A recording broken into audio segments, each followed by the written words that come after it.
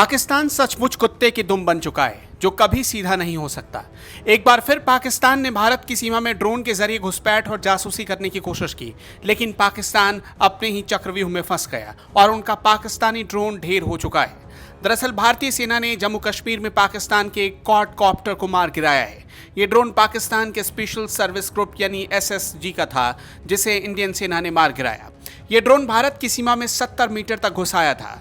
केरन sector में इस drone के जरिए जासूसी करने की कोशिश की जा रही थी और हथियार सप्लाई की साजिश हो रही थी। सीमा पार से हथियारों और गोला बारूद को ड्रोन के जरिए गिराना एक नया तरीका है। साथ ही साथ इसका इस्तेमाल आतंकियों तक पहुंचाने के लिए भी होता है और पाकिस्तान इसी फिराक में ड्रोन के जरिए कोशिश कर रहा था। पाकिस्तान और आतंकियों के हैंडलर्स ऐसे क्वाडकॉप्टर के जरिए आतंकियों के लिए बंदूक या दूसरे हथियार भेजते हैं। इससे पहले ठीक ऐसी ही साजिश पंजाब से सटे भारत पाकिस्तान की सीमा पर हुई थी।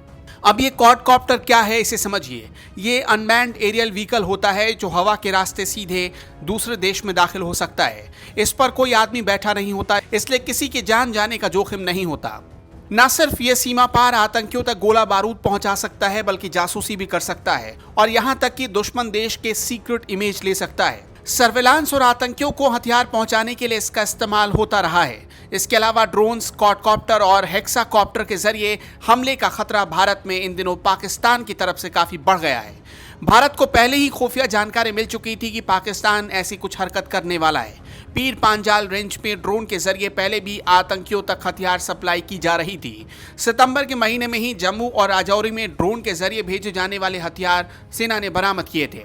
इसी साल जून के महीने में बीएसएफ ने कठुआ में इंटरनेशनल बॉर्डर के पास राइफल और 7 ग्रेनेड से लदे पाकिस्तानी ड्रोन को मार गिराया था।